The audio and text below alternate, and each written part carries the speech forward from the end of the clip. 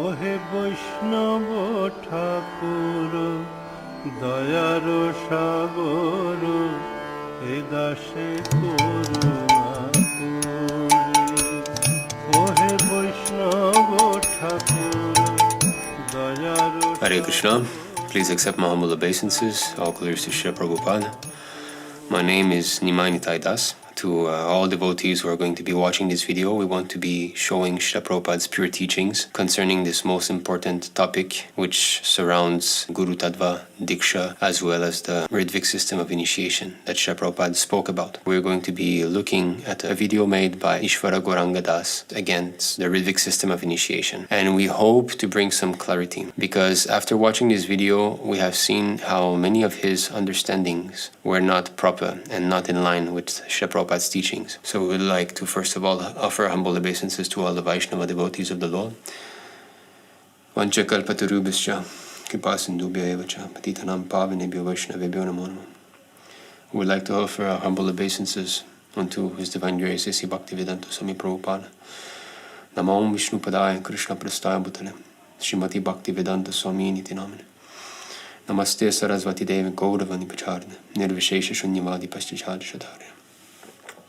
And we would like to offer our humble obeisances unto our most beloved Śikṣā-guru, His Grace Sundara Gopal Prabhu, who has been humbly training us throughout the years and impressed upon us the importance of having implicit faith in Śrīla Prabhupāda and to see everything through his books. So we now begin to watch this video of Ishvara Gauranga Das. मैंने काफ़ी समय लगाया उस बारे में, जितना हो सकता था उस वक्त मैंने पढ़ा, इधर के डिवोटी से भी बात की, उधर के डिवोटी से भी बात की, जो पुराने लेटर्स थे, डॉक्यूमेंट्स थे, उस वक्त 2009 की बात है, उस वक्त जो भी अवेलेबल था, काफ़ी चीज़ों से मैं गो थ्रू हुआ. He said that he started to have some doubts and he started to study this topic on the internet. So in other words, he's speaking of his history so that people develop faith in his words. In a similar mood, we'd like to humbly speak of ourselves. We started to study this matter very seriously since 2015, we would say.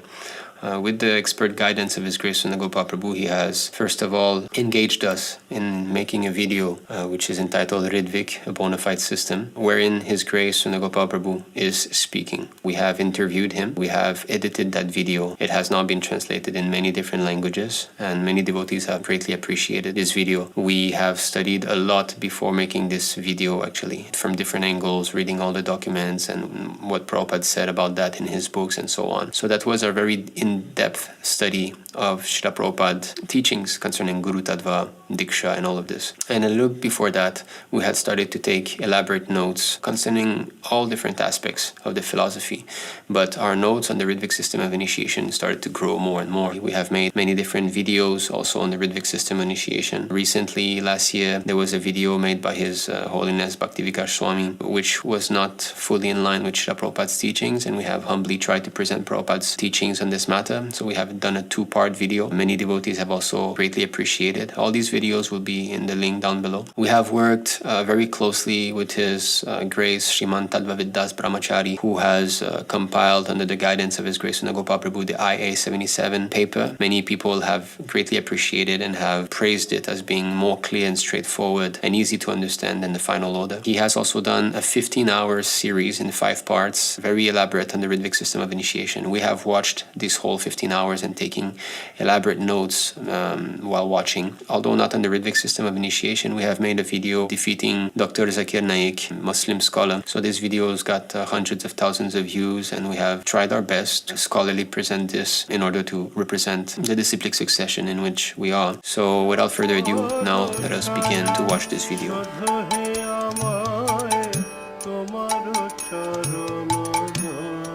और वहाँ से फिर problem होनी शुरू हो गई. प्रभुपाद जी के जाने के बाद धीरे धीरे उनका फॉल डाउन शुरू हो गया. वो इतनी जो एक रेस्पेक्ट मिलती है आचार्य को, और भी कई सारे कारण रहे, वो उसको नहीं संभाल पाए. कुछ जो हैं किसी लड़की के साथ चले गए, बहुत लोगों ने जो है मंदिर को लूटा, कईयों ने मंदिर बेच दिया, बहुत सारे भक्त जो हैं वो ISKCON को छोड़ के चले गए, कहीं तो ISKCON के ही अगेंस्ट में खड़े हो गए, कई सारे कोर्ट केसेस हो गए. It was a complete disaster. 1980s का बहुत बुरा समय था. So first of all, these things are happening even now. It's not just a thing of the past. There's still ISKCON gurus that are being caught doing sinful activities, and there's still people in ISKCON that have committed so much atrocities and are being covered and protected. I know of a devotee who was appointed to find millions of dollars missing from a Vrindavan project. And once he got too close to the person who stole the money, he was almost killed by persons wearing dhoti and tilak. Also in February 2021, a devotee from Mayapur, Śikṣā-guru Dīkṣā-guru, who was dealing with land sales, was shot dead in his office in Gornagar, just adjacent to the ISKCON property in Mayapur. All these are signs of organized criminal groups within the movement. Then there's the recent case of Lokanath Swami having molested a young girl. So to say that problems in ISKCON are a thing of the past is covering the truth. And even more dangerous than that are the subtle deviations that are taking place, bringing ISKCON away from the pure devotional standard that Śrīla Prabhupāda has established. Why all this fall down took place? It is important to understand this matter, because as long as a disciple followed the instructions of the spiritual master, there's no question of falling down. So if there's any defects within our society, it is only a symptom that the instructions of the spiritual master are being neglected. The cause of fall down, Śrīla Prabhupāda says, is that when one tries to override his spiritual master, when he thinks that he knows best. If one always follows the orders of the spiritual master, there is no question of falling down. As soon as a foolish disciple tries to overtake his spiritual master and becomes ambitious to occupy his post, he immediately falls down. Clearly, the instructions of Śrīla Prabhupāda have been disobeyed, so we have to pinpoint that. What happened? The spiritual master should be considered to be directly the Supreme Lord because he gives transcendental knowledge for enlightenment. Consequently, for one who maintains the material conception that the spiritual master is an ordinary human being, everything is frustrated. His enlightenment and his Vedic studies and knowledge are like the bathing of an elephant. So here it is said clearly, his study of the Vedas, everything is frustrated. So you can go on reading Srimad Bhagavatam or Bhagavad Gita as much as you want. If Śrīla Prabhupāda is displeased with you because you have disobeyed him, you will not understand anything. You cannot progress. When we think like that, then we think, I know better than him. He's also under the 4 defects. Mistakes, illusions, cheating, and defective perception do not occur in the sayings of the authoritative sages. So it is disobedience to Śrīla Prabhupāda that caused these fall downs. If you don't follow the instruction of Guru, then you are fallen down immediately. If one is disobeying the spiritual master, he cannot remain in the pure status of life. He cannot be Śikṣā-guru or anything else. He's finished immediately. Fall down occurs when one disobeys the instructions. So what was the disobedience?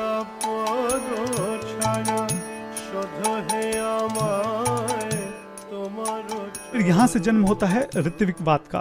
तो 1980s में जो ये सारी problem हो रही थी, तो कुछ डिवोटीज ने इसका सोल्यूशन ये निकाला, आने वाले समय में भी जो दीक्षा है वो प्रभुपाद जी से ही होगी। So this is a very misleading statement because the Ritvik system of initiation did not arise because of these fall downs. No, the Ritvik system of initiation came because Śrīla Prabhupāda introduced it. Then our next question concerns initiations in the future, particularly at that time when you're no longer with us. We want to know how a first and second initiation would be conducted. Yes, I shall recommend some of you, after this is settled up, I shall recommend some of you to act as officiating Ācārya. Is that called Ritvik? Ṛtvik, yeah. लेकिन अगर मैं नीचे जाऊं तो यहाँ पे वो पूछते हैं कि हमारा जो अगला सवाल है वो ये है कि प्रभुपाद आपके जाने के बाद when you are no longer with us, तो ये जो फर्स्ट और सेकंड इनिशिएशन है ये कैसे कंडक्ट होंगे। और यहाँ पे नो डाउट कि थोड़ा सा कन्फ्यूजन यहाँ पे होता है कि प्रभुपाद जी बोलते हैं कि वो ऋत्विक होंगे, मैं उनको अपॉइंट करूंगा, इसमें कोई दो राय नहीं है कि थोड़ा कन्फ्यूजिंग है, लेकिन बाद में वो फिर से इस चीज़ को क्लैरिफाई करते हैं। Now why is he skipping this so-called confusion that he's speaking about? This is the most important thing. The direct question was asked. Then our next question concerns initiations in the future, particularly at that time when you're no longer with us. We want to know how a first and second initiation would be conducted. The question was perfectly phrased. So let's hear what the Ācārya replies concerning this most important question onto how he will conduct the initiation post his disappearance. The statements of the Lord's empowered servants are always true. I shall recommend some of you to act as officiating Ācārya. Is that called Ritvik? Ṛtvik, yeah. He is skipping this most important thing, saying, yes, there's some confusion, don't look there. No, we should not do like that. We should see both sides and analyze. And if there seems to be some contradiction, we should try to find the Siddhanta. What is actually the truth here? We want to know how a first and second initiation would be conducted. Yes, I shall recommend some of you. After this is settled up, I shall recommend some of you. After this is settled up means the proper formal arrangement for the question that you're asking me now, which is how to continue initiation in the future, is not going to be given to you now. after this is settled up, I shall recommend some of you to act as officiating Ācārya. So that means that he will appoint some to act as officiating Ācārya or Ritvik. Why? On how to continue initiations in the future. This is the link that most devotees don't understand.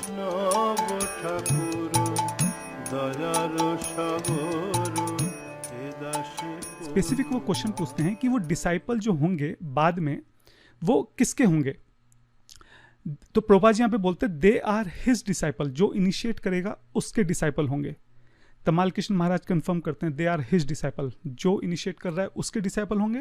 Prabhupada ji कर हाँ, who is initiating, he is grand disciple. ये जो grand disciple word है ये बहुत कैची word है. यहाँ पे ग्रैंड डिसाइपल का कोई और मतलब हो ही नहीं सकता. Wait a second here, wait a second. Why do you highlight this grand disciple and you completely erase the answer that Prabhupada gave in the beginning? I can recommend some of you to act as officiating Ācārya. Is that called Ritvik, Ācārya? Ṛtvik, yeah. और इसके बाद बात यहाँ पे खत्म हो जाती है. This is not a fact. The matter does not end here. Prabhupada is saying, when I order you, you become guru, he becomes regular guru. That's all. He becomes disciple of my disciple. That's it. When I order you become guru, he becomes regular guru. That's all. He becomes disciple of my disciple. In other words, he's politely saying, you are not ready yet. Well, I have studied myself and all of your disciples, and it's clear fact that we're all conditioned souls, so we cannot be guru. Maybe one day it may be possible, but not now. Yes. I shall do it. Now I do it. I shall say, now you become our child. You become our child. This conversation took place less than 7 months before Śrīla Prabhupāda's disappearance. He confirms that all his disciples are conditioned souls and therefore disqualified to become guru. He still holds back his authorization by stating, in the future tense, I shall say, now you become authorized. How then could the 11 Ṛtvik representatives become Mahā-bhāgavata 7 months later, that too without getting the verbal approval by Śrīla Prabhupāda? And later on in the conversation, Śrīla Prabhupāda makes this very interesting statement. You have got good center all over the world. You have got it down. Stick to our principle. Even if I die suddenly, you'll be able to manage. That I want. So after having confirmed that his disciples were all conditioned soul and thus disqualified to become guru, Prabhupada said that if he were to end his pastimes now, they could still continue to manage without artificially electing gurus since they were all conditioned souls and thus disqualified.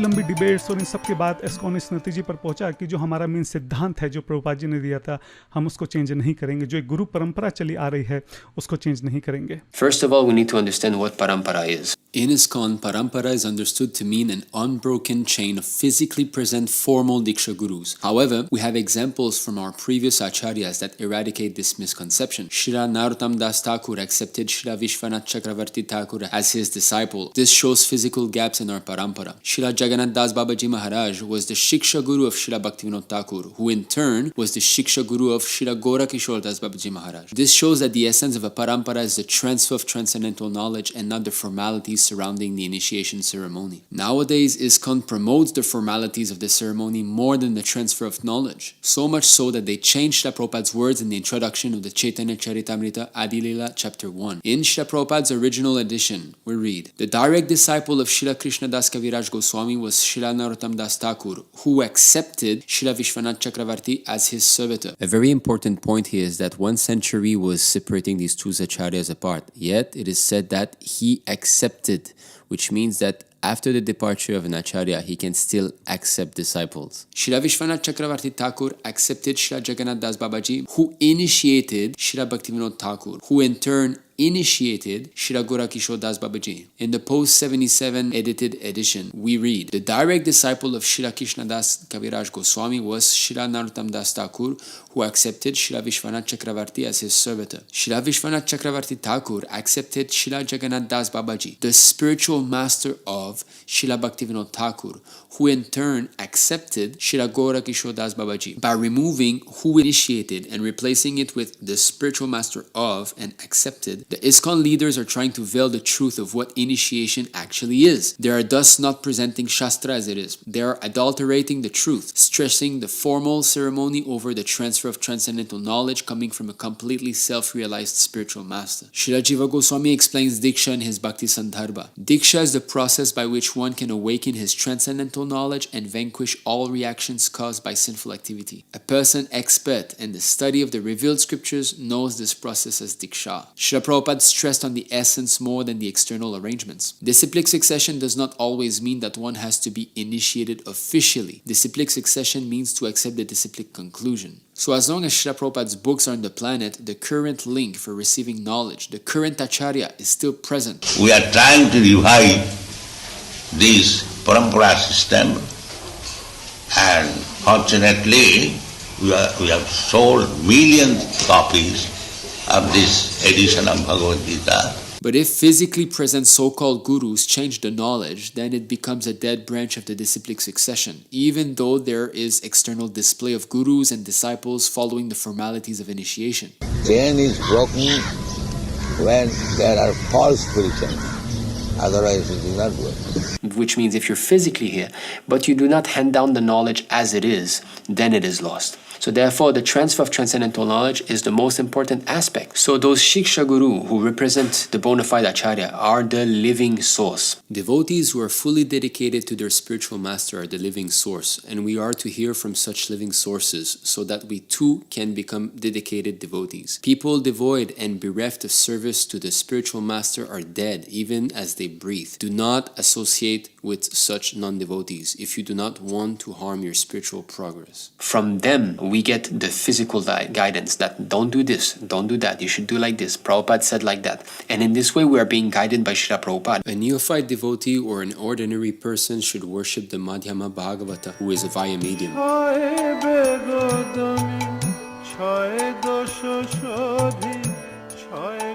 और यहाँ से जो है दो अलग अलग रास्ते निकल जाते हैं।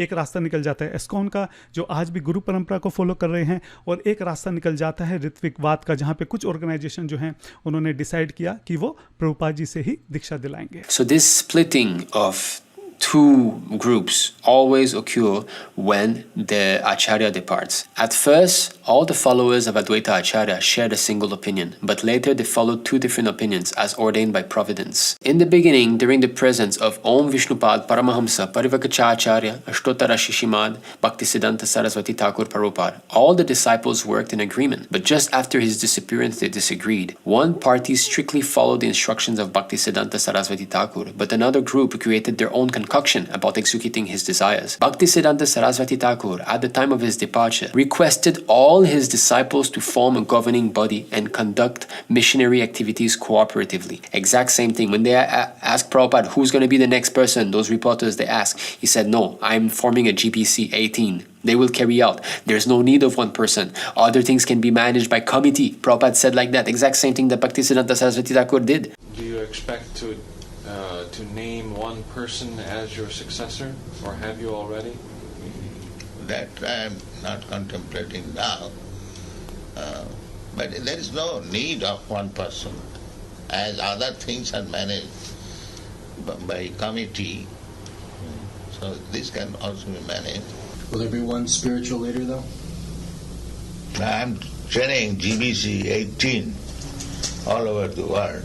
Even if I die suddenly, he will be able to manage. That I want. He did not instruct a particular man to become the next Ācārya, but just after his passing away, his leading secretaries made plans without authority to occupy the post of Ācārya, and they split into two factions over who the next Ācārya would be. Consequently, both factions were asara, or useless, because they had no authority, having disobeyed the order of the spiritual master. Before his passing away, Prabhupada spoke of so many things, but he never clearly said that you will all become Ācārya. The 11 representatives that he appointed to be Ṛtvik initiation, where in the letter is it stated that they have to automatically become guru after his physical departure? After Bhaktisiddhanta Saraswati Thakur departed, Sridhar Maharaj was responsible for disobeying his order. In the later days of my Guru Maharaj, he was very disgusted. Actually, he left this world earlier. Otherwise, he would have continued to live for more years. Still, he requested his disciples to form a strong governing body for preaching the cult of Chaitanya Mahaprabhu. He never recommended anyone to be Ācārya of the Gaudiya Math, but Śrīla Maharaj is responsible for disobeying this order of Guru Maharaj, and he and others who are already dead unnecessarily thought that there must be one Ācārya. Same thing in ISKCON. And they went to see Śrīla Maharaj, who is the offender. Just see. And he made the same mistake. If Guru Maharaj could have seen someone who was qualified at that time to be Ācārya, he would have mentioned. This is the same thing. Prabhupada also, if he would have seen someone to be qualified at that time, he would have mentioned. His idea was Ācārya was not to be nominated amongst the governing body. Exact same thing that is happening in ISKCON. They are nominating the Ācārya. Prabhupada is stating that Bhaktisiddhanta Saraswati did not want it, and clearly Prabhupada also did not want this. Otherwise, he would have given the authorization for the GBC to do so. So Śrīla Maharaj and his two associate gentlemen unauthorizingly selected one Ācārya, and later it proved a failure. Therefore, we may not commit the same mistake in our ISKCON camp. What is that mistake? To not follow the system that you go on preaching with the GBC, to falsely establish a system whereas the GBC will be electing Ācārya. This is exactly what Prabhupada did not want to be repeated, which occurred in Gaudiya Math, and we are doing that now in ISKCON. Śrīla Maharaj was consulted by Tamal Krishna Swami and other sannyasis at that time as to what to do. And Śrīla Maharaj said, yes, you all 11 should become Guru. And this is what took place. And this is why all these fall downs occurred. So they went to see Śrīla Maharaj, who disobeyed Bhaktisiddhanta Saraswati Thakur on the exact same topic, which is how to become Guru post the departure of the Ācārya. They went to consult the one who offended Bhaktisiddhanta Saraswati Thakur on the exact same point. And Śrīla Maharaj recommended the exact same mistake which he had made with Śrīla Bhaktisiddhanta Saraswati. Yes, you all become 11. And thus 11 Vyasasan were there in Mayapur. There was Guru Puja going on for all of them. Now the question is, if this was not to be done, then what was the right thing to do? Then our next question concerns initiations in the future, particularly at that time when you're no longer with us. We want to know how a first and second initiation would be conducted.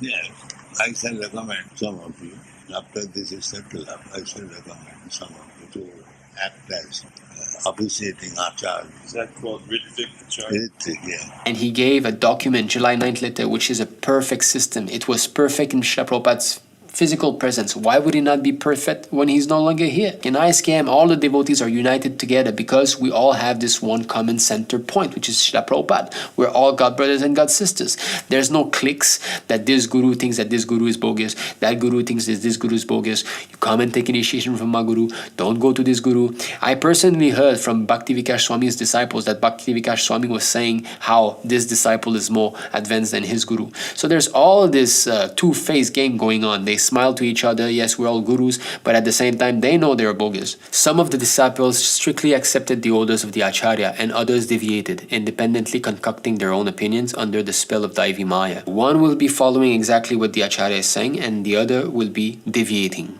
We shall see who is who.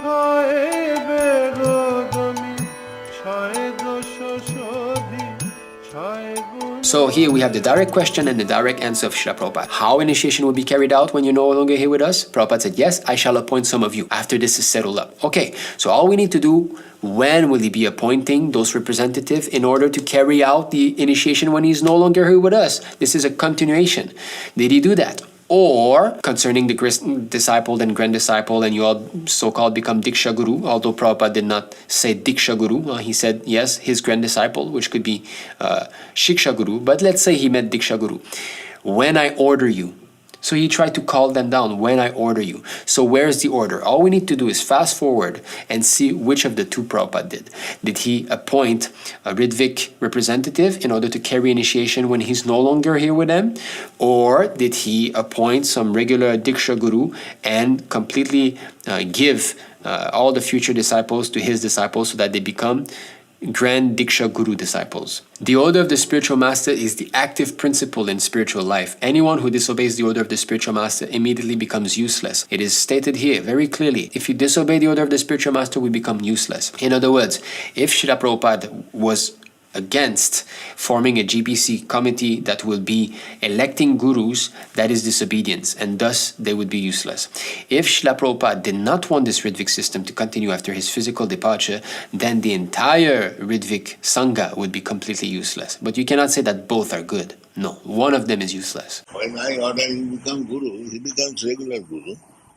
That's all. So from May 28th to November 14th, 1977, the day Śrīla Prabhupāda disappeared, there's not one single order that his disciples are to become Dīkṣā-guru. However, we have an official document that states that very May 28th conversation where he was asked how to carry initiation when you're no longer there. This is an international document to be distributed to all GBC and temple president before Prabhupada departs. It is a very important document which explains how to carry initiation when he's no longer here with us. To all GBC and temple presidents, dear Maharajas and Prabhus, please accept my humble obeisances at your feet. Recently, when all of the GBC members were with His Divine Grace in Vrindavan, Śrīla Prabhupāda indicated that soon he would appoint some of his senior disciples to act as Ritvik, representative of the Ācārya, for the purpose of performing initiations, both first initiation and second initiation. His Divine Grace has so far given a list of 11 disciples who will act in that capacity. Now, the very important point here is the beginning of the letter. Prabhupada said, recently when all the GBC members were with His Divine Grace in Vrindavan, Śrīla Prabhupāda indicated that soon he would appoint some of his senior disciples to act as Ṛtvik. This letter is written by Prabhupada. He instructed Tamal Krishna Goswami on how to write this letter. And then I suggested to Prabhupada, that it would be good that if he signed the letter and approved it so that people would know that this is authorized. And I read it to him, and he approved of it. So Prabhupada is mentioning here when they met in Vrindavan, the May 28th conversation. And how did this topic come up? What is the question? Then our next question concerns initiations in the future, particularly at that time when you're no longer with us. When you're no longer with us. When you're no longer with us. Want to know how a first and second initiation would be conducted. Want to know how a first and second initiation would be conducted. I shall recommend some of you, after this is settled up, I shall recommend some of you to act as officiating Ācārya. Is that called Ritvik? Ṛtvik, yeah.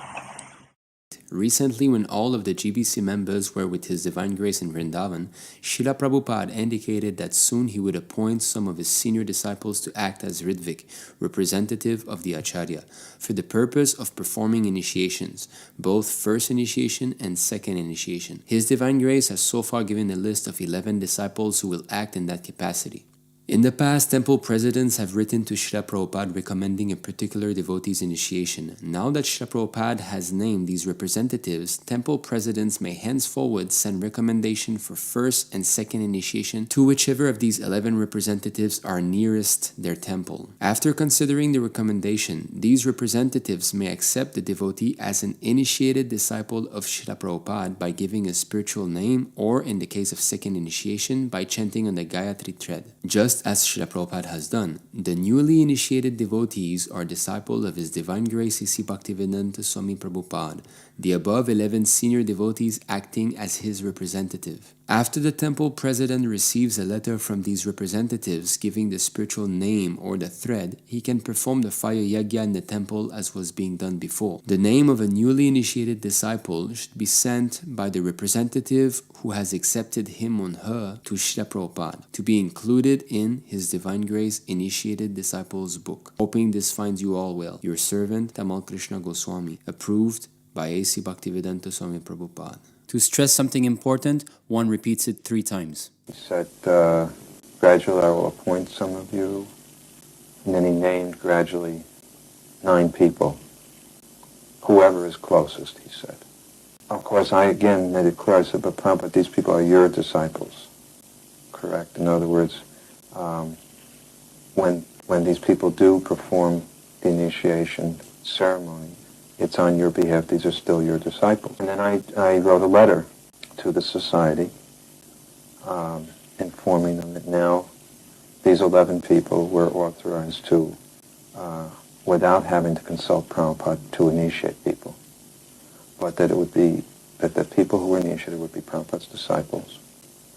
And their names should be sent to us so that we could keep them in the book. And then I suggested to Prabhupada, that it would be good that if he signed the letter and approved it so that people would know that this is authorized. And I read it to him, and he approved of it. तीसरा जो most important letter है जिसके बारे में सबसे ज़्यादा बात होती है वो है 9 जुलाई 1977 लेटर। 13 आचार्यों के नाम, बेसिकली ऋत्विक्स के नाम उन्होंने यहाँ पे सजेस्ट करे कि ये प्रभुपाद जी के बिहाफ पर इनिशिएशन दे सकते हैं।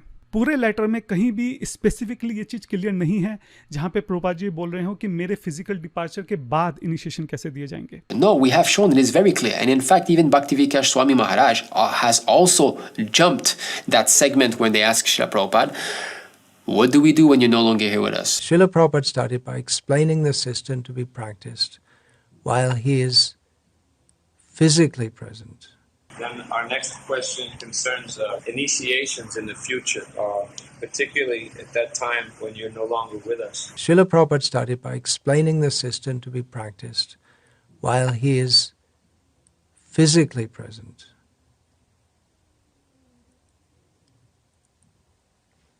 Particularly at that time when you're no longer with us. Or rather, the discussion was first about this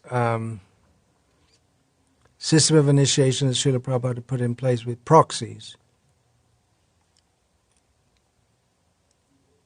Even he, when he did his presentation on so-called Guru Tattva, he skipped that. And he felt bad actually skipping that, we can see. So both of them don't want to be touching that. They don't want to be showing it to people even. Śrīla Prabhupāda started by explaining the system to be practiced while he is physically present. तो ये जो first और second initiation है ये कैसे conduct होंगे, और यहाँ पे नो डाउट कि थोड़ा सा कंफ्यूजन यहाँ पे होता है कि प्रभुपाद जी बोलते हैं कि वो ऋत्विक होंगे, मैं उनको अपॉइंट करूंगा, इसमें कोई दो राय नहीं है कि थोड़ा कंफ्यूजिंग है. They know within themselves that they are wrong. So it is very crystal clear for those who are honest, but for those who are dishonest, yes, they will never accept. Paddy is mixed with straw at first, and one must fan it to separate the paddy from the straw. So we understand that by the arrangement of providence, which is Krishna's arrangement in the material world post our material desires, he is fanning who is the paddy and who is the straw. He wants to know who is the sincere devotee from who is the insincere.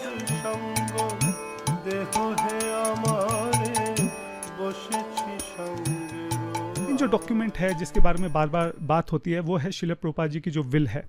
ये original document है और मैंने देखा कि his grace Vrindavan चंद्र प्रभु जी भी इसको काफ़ी refer कर रहे हैं.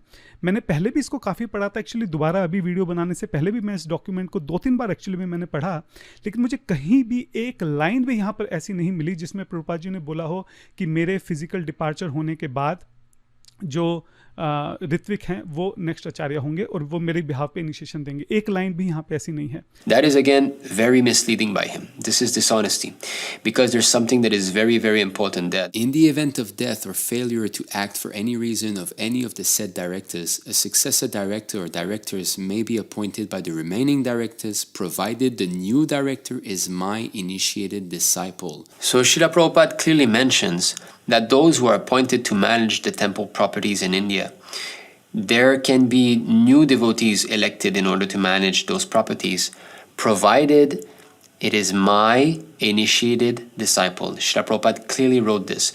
But when the draft of the will was being read to Prabhupada, we will hear the audio, that was not the words. Hear properly.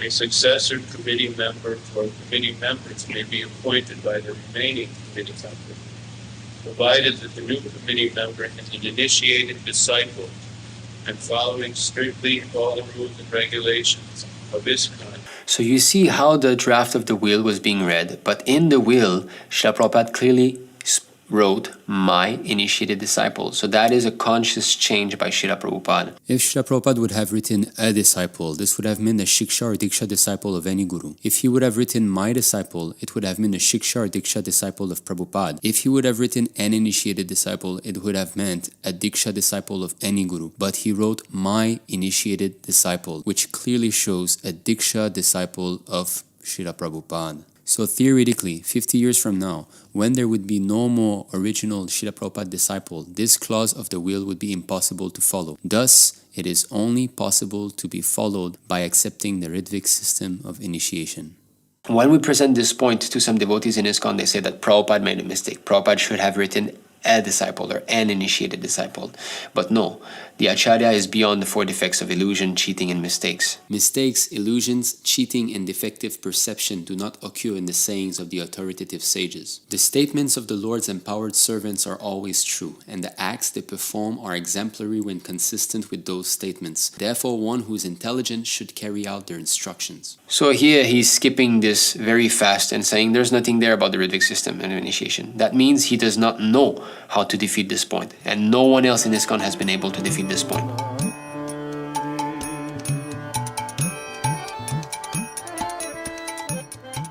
तो ये लेटर जो है वो तुष्टा कृष्णा स्वामी जी को लिखा गया था, और यहाँ पे प्रभुपाद जी एकदम क्रिस्टल क्लियर यहाँ पे बता रहे हैं, keep trained up very rigidly and then you are bona fide Guru.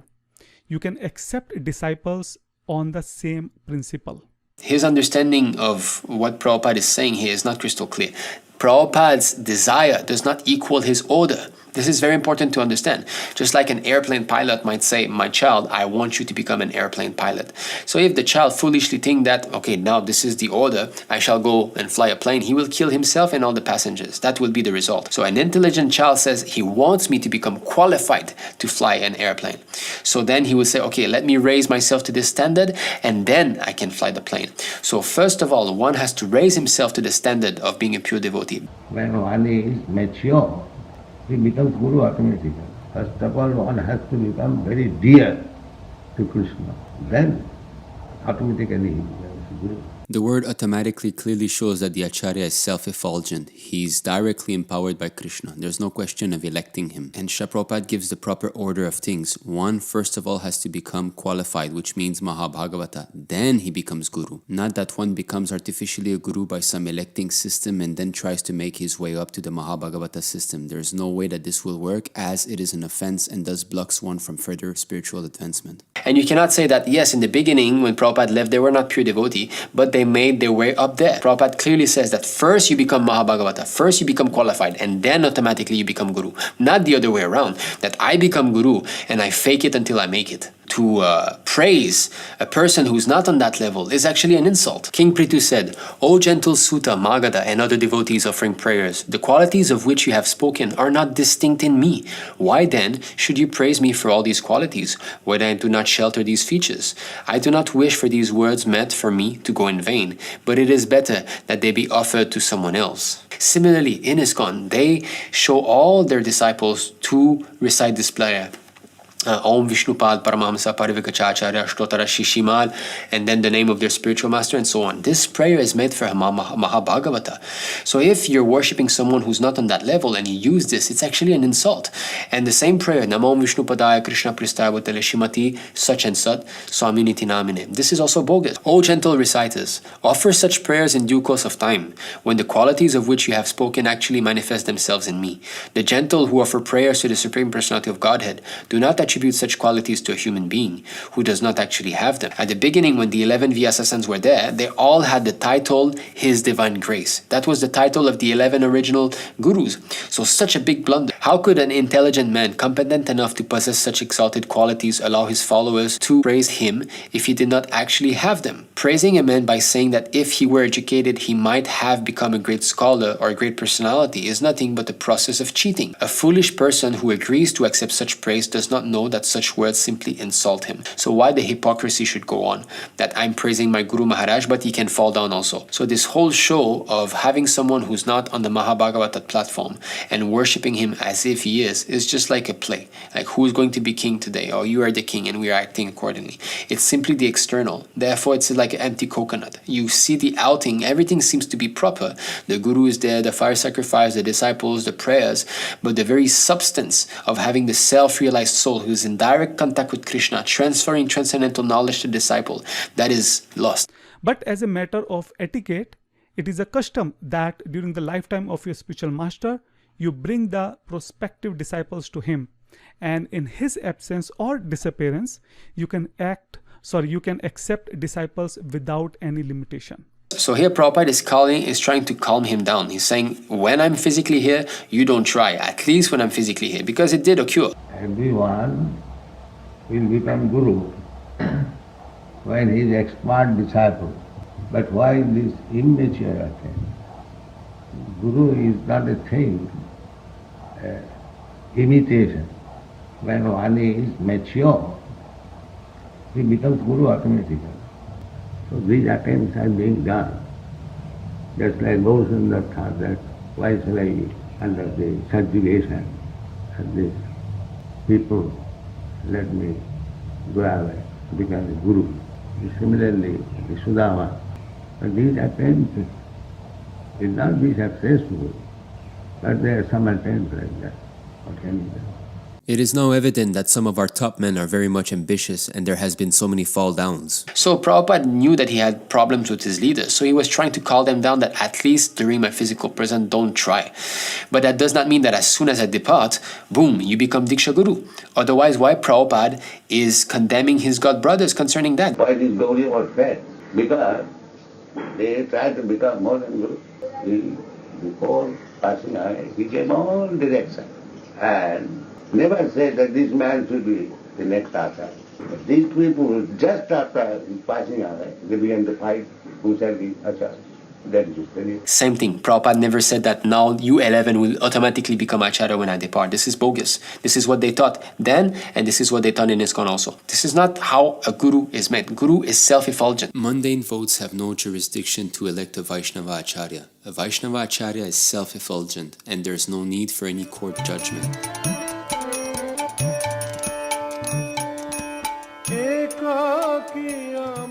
This is the law of disciplic succession. I want to see my disciples become bona fide spiritual master and spread Krishna consciousness very widely.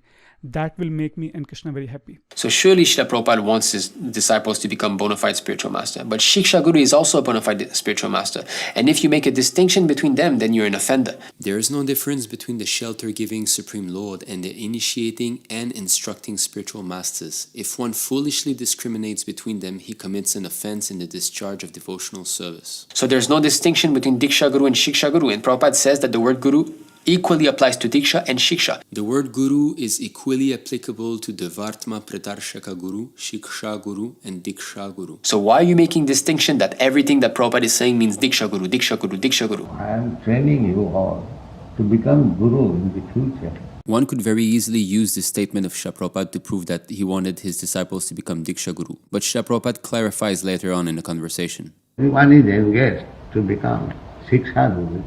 One should become perfect. Amar Agya, Chaitanya Mahaprabhu says, by my order. So all my disciples are expected to become Śikṣā-guru on my order, not by his own order. So that is meaning that I am giving sannyas, I am sending you to different places. This physical present Guru is also there in the Ritvik system of initiation. In our ISKM, His Grace Sundar Gopal Prabhu is the physical link. He is there to guide us that this is not in accordance with Prabhupada, this is in accordance with Prabhupada. And he's giving us knowledge in his classes. He's simply quoting Śrīla Prabhupada.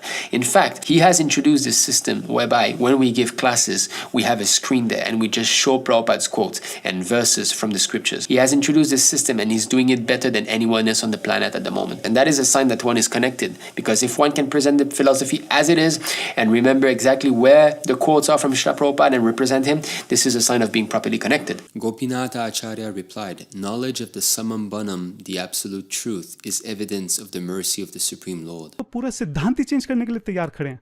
मतलब पूरा गुरु परंपरा जो हमारा एक main सिद्धांत है. We are not changing the whole principle. You are changing the whole principle. The whole principle is that we have to surrender to a pure devotee. That is the principle. And now, when we have representative of Śrīla Prabhupāda physically present, we can surrender to Śrīla Prabhupāda through them, be guided through them. That is Śikṣā-guru. A neophyte devotee or an ordinary person should worship the Madhyama-bhāgavata, who is a vaya medium. Devotees who are fully dedicated to their spiritual master are the living source, and we ought to hear from such living sources so that we too can become dedicated devotees. He's speaking about Guru Paramparā and initiation and all that. Let us first of all define what initiation is.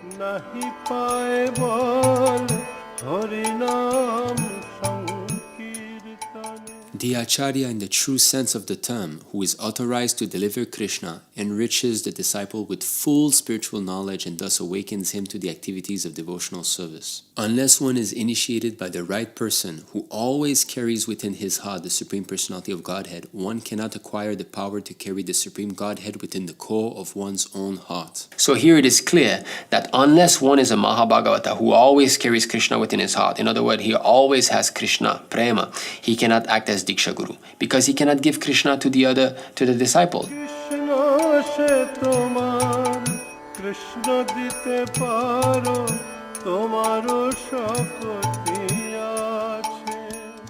Krishna is yours. You have the power to give him to me. The whole formality of the fire sacrifice and all, that is also there, but this is formality only. If you simply accept this formality, but you do not have the substance, which is the transfer of transcendental knowledge from the heart of the Guru to the heart of the disciple, and ultimately cultivate in love of God, that is the substance of initiation. Dīkṣā is the process by which one can awaken his transcendental knowledge and vanquish all reactions caused by sinful activity. A person expert in the study of the revealed scriptures knows this process as Dīkṣā. If you remove that and only keep the appearance that we don't have a Mahā-bhāgavata, so let's elect someone to act as Mahā-bhāgavata and go on, even though we are offending the pure devotee, that is an empty shell. It has no substance. It is separating truth from substance. You cannot do that. The so-called formal spiritual master and disciple are not facsimiles of Brahma and Narada or Narada and Vyasa. The relationship between Brahma and Narada is reality, while the so-called formality is the relation between the cheater and cheated. Śrīla Bhakti-siddhanta Sarasvati Thakur clearly says that the bona fide Dīkṣā-guru is a Mahā-bhāgavata. Can a Madhyama Adhikari give Dīkṣā? He can only perform the initial duties of Dīkṣā. It is the Uttama Adhikari Mahā-bhāgavata Vaiṣṇava who is actually the Dīkṣā-guru.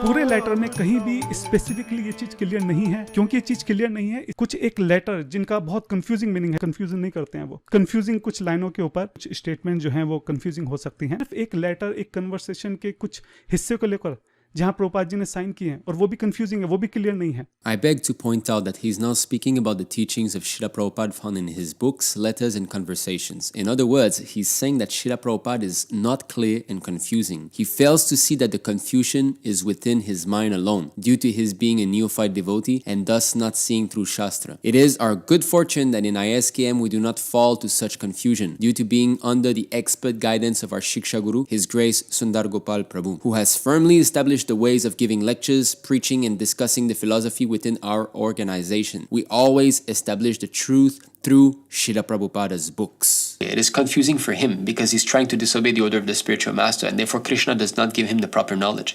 Krishna says in Bhagavad Gita, "From me comes remembrance, knowledge and forgetfulness." If things are not clear, if you're situated in doubts, that means that you have no faith in the words of the Ācārya. Only unto those great souls who have implicit faith in both the Lord and the spiritual master are all the imports of Vedic knowledge automatically revealed.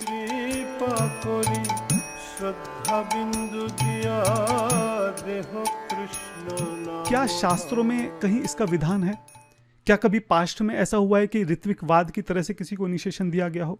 क्या किसी और संप्रदाय में ऐसा होता है? माधवा संप्रदाय है, श्री संप्रदाय है, कहीं नहीं होता है।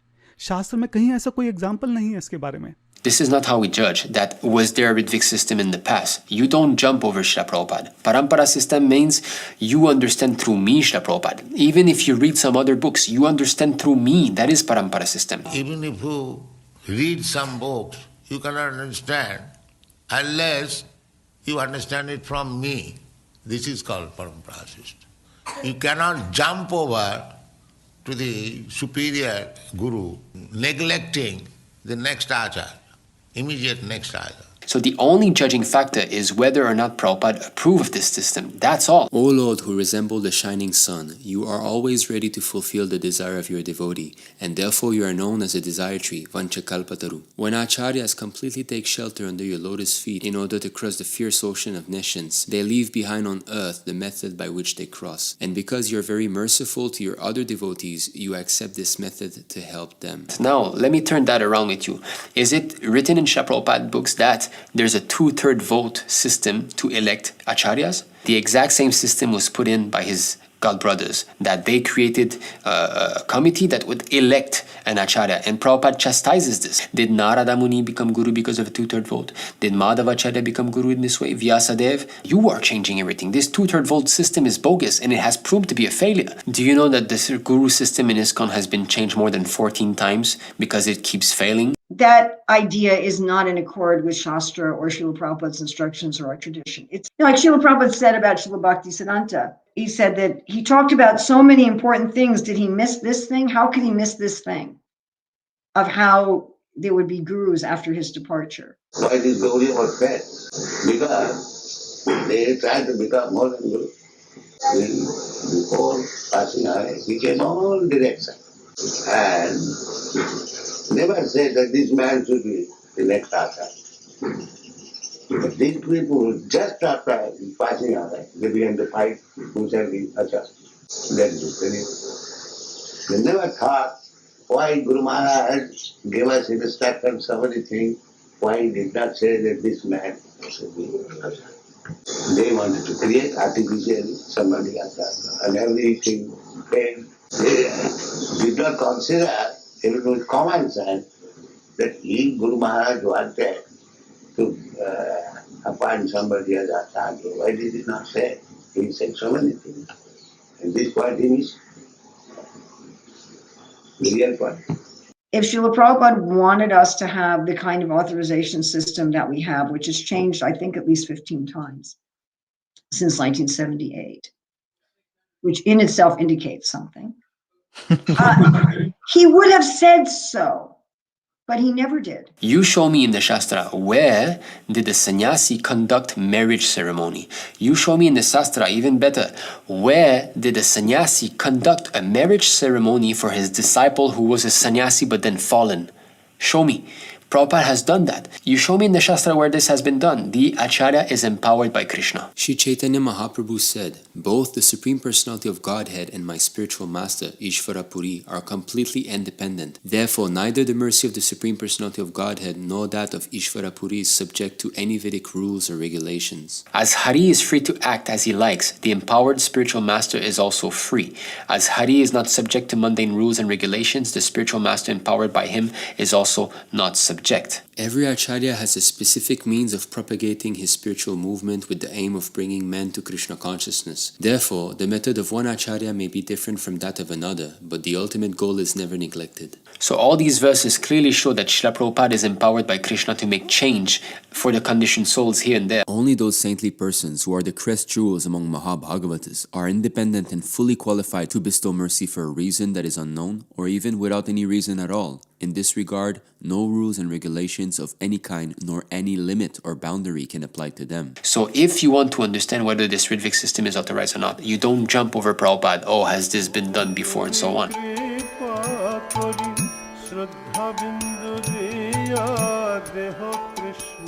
Even worse than that, you claim that this has not been done in the past, but this 2/3 vote has not been done in the past, and it is condemned by Śrīla Prabhupāda. Here Svarup Damodar speaks of an example he used in preaching. How do we know that Guru is qualified? There is a committee to decide you whether you are qualified for the post. So it is selected by a committee of members, and then they interview, and then they find out your qualification. If they find that you are qualified for the post, so you are selected as a professor. But Śrīla Prabhupāda quickly cuts that off. Committee is spiritual. He orders the rules will be.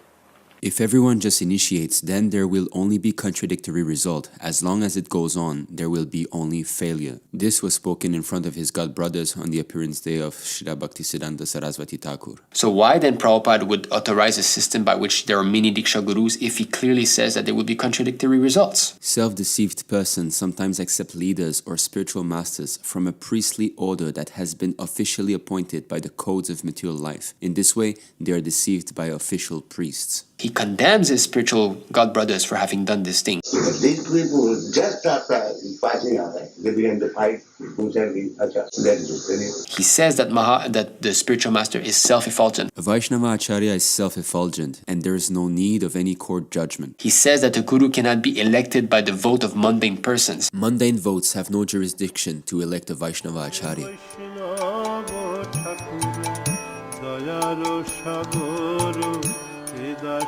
और साधु यानी कि प्रभुपाद जी के जो God brothers थे, जो अपने आप में भी बहुत एक्सॉल्टेड डिवोटीज थे, इतने बड़े बड़े आचार्य हैं, विद्वान हैं, जब उनसे भी इस बारे में बात की गई तो उन्होंने भी इसके लिए मना कर दिया.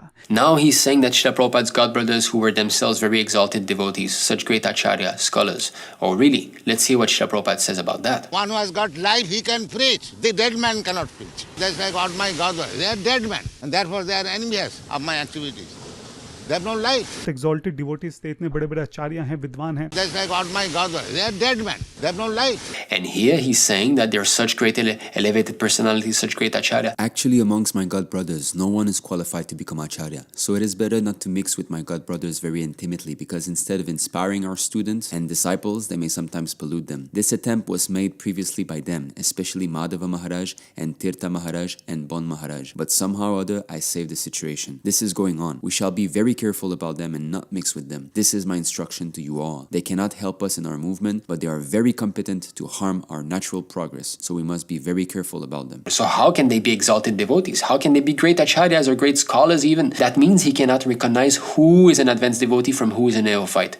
And that is the symptom of a Kanishta Adhikari. Except for the Madhyama Adhikari and Uttama Adhikari discussed above, no one can correctly see the spiritual position of a living being. An intermediate devotee can identify the non-devotee or motivated devotee. The motivated devotee or non-devotee are in the material platform, and they are called prakrita. Because the Madhyama Adhikari, he can recognize. He can see that this is a pure devotee, this is a Madhyama Adhikari, this is a Kanishta Adhikari, this is an offender. And this way he knows how to reciprocate with all of them. But the Kanishta cannot recognize that. That is the whole problem in ISKCON.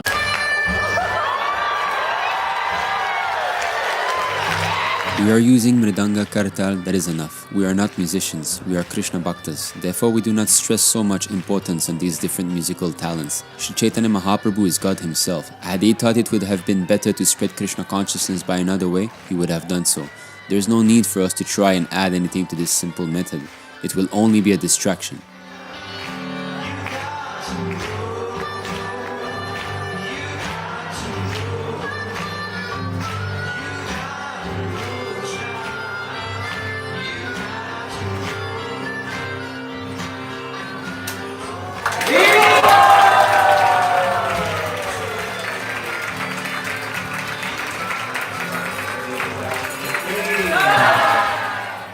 The whole show is going on, but the Kanishta Adhikari cannot recognize that the person whom I worship, is he Mahā-bhāgavata or not?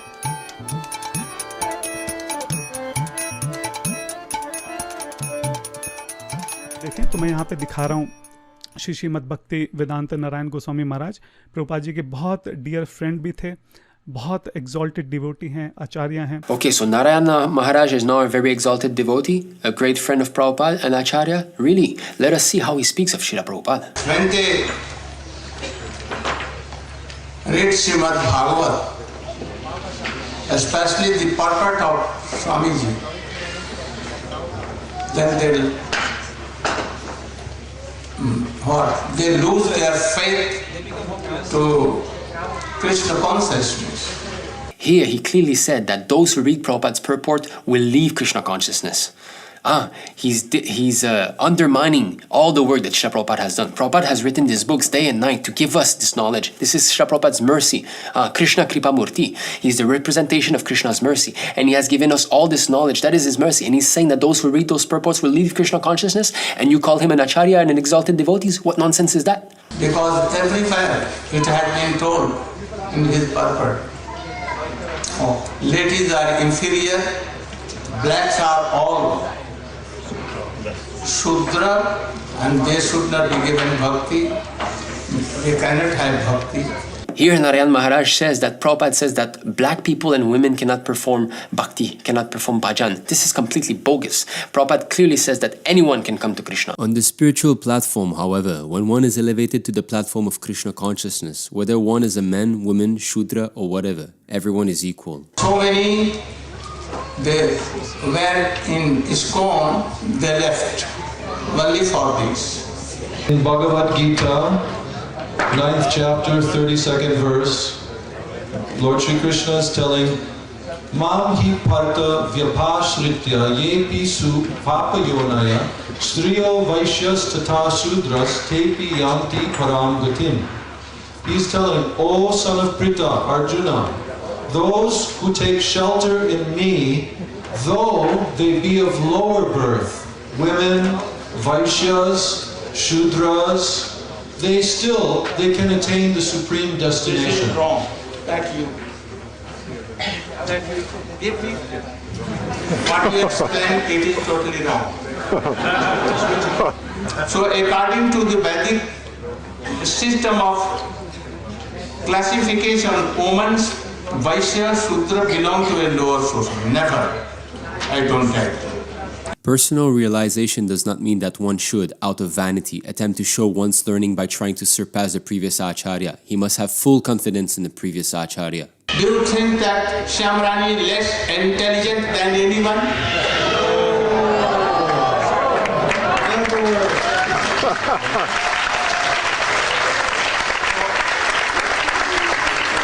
Here he mentions Shyamrani, who was initiated by Śrīla Prabhupāda as Jadurani and then re-initiated by Nārāyaṇa Mahārāja. Mentioning her is a direct challenge highlighting his offense to Śrīla Prabhupāda. This is clearly explained in the following letter that Śrīla Prabhupāda wrote about one of his disciples doing the same blunder. I have also received one letter which is very depressing from Ṛshikesha. I understand that he has been induced by Bona Maharaj to be initiated by him for giving him shelter, and this foolish boy has accepted his inducement. This isn't very happy news, and I have replied Ṛshikesha's letter in the following words, which please take note, and in the future we shall be very cautious about them. My dear Ṛshikesha, please accept my blessings. I am in due receipt of your letter of March 14, 1968. I am greatly surprised for Bona Maharaj initiating you in spite of his knowing that you are already initiated by me. So it is deliberate transgression of Vaiṣṇava etiquette and otherwise a deliberate insult to me. I do not know why he has done like this, but no Vaishnava will approve of this offensive action. A devotee must have only one initiating spiritual master because in the scriptures, acceptance of more than one is always forbidden. What you explain, it is totally wrong.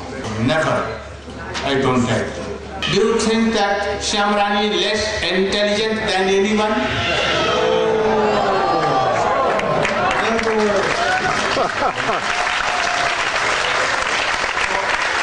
What he's trying to do is to the same envy that he has in his heart, he's trying to give it to his disciples.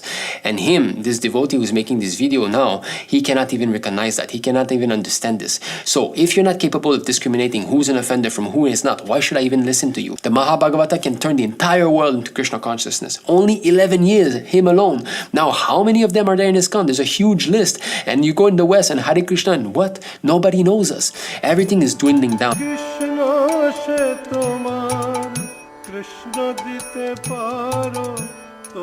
ऐसे जो महंत हैं, विद्वान हैं, जो आचार्य हैं, जो पंडित हैं, कोई भी ये मानने को तैयार नहीं है कि इस तरह का ऋत्विकवाद करके कोई फिलॉसफी संभव हो सकती है, पॉसिबल है या ये सही है. सब लोगों ने इसका जो है खंडन किया है. So you're saying everybody has denied it, but Sridhar Maharaj, who is the offender at the Lotus Feast of Bhaktisiddhanta Saraswati Thakur, he himself wanted to put a Ṛtvik system, and he says Swami Maharaj, speaking about Śrīla Prabhupāda, he's doing that already. So when he's about to leave his body, he wants to establish the system, and he's quoting Prabhupada system, Ṛtvik system of initiation. Also recently there was a sannyas initiation performed by Gopal Krishna Swami on behalf of Bhakti Charu Swami, who already left his body. This is a posthumous Ṛtvik initiation. So when Śrīla Prabhupāda establishes this system, it is bogus. But when they do it, it is bona fide. Jayapataka Swami also recommended to Bhakti Charu Swami's first initiated disciples to accept second initiation from Bhakti Charu Swami through a representative. Again, a posthumous Ṛtvik initiation. I think you're biting your tongue here.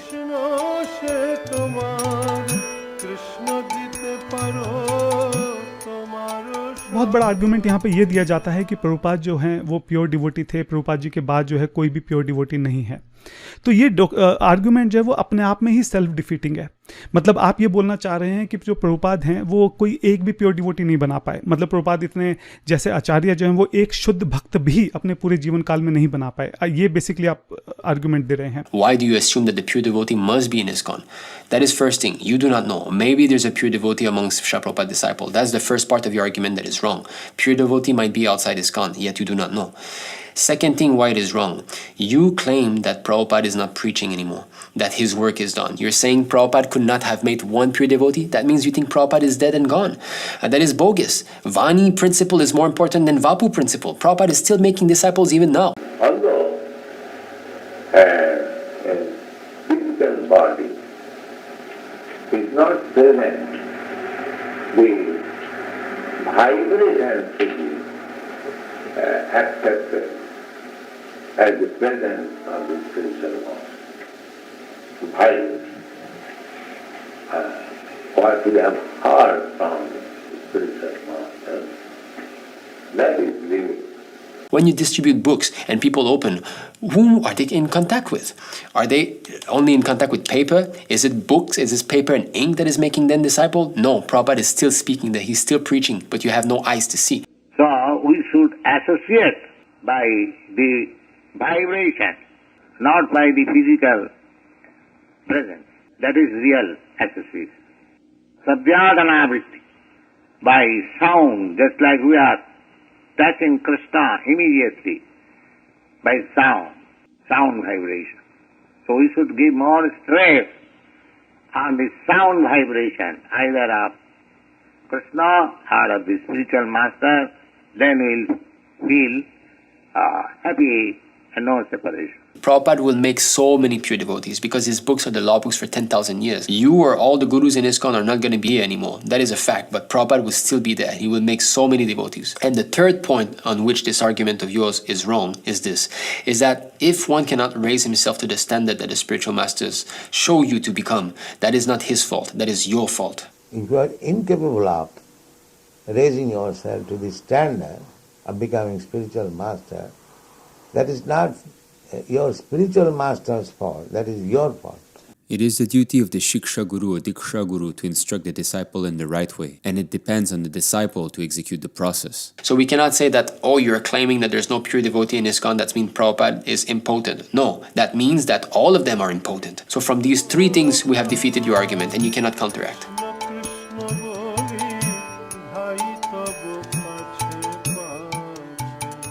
अगला argument यहाँ पे ये आता है कि जो शुद्ध भक्त हैं उनका कभी पतन नहीं होता है.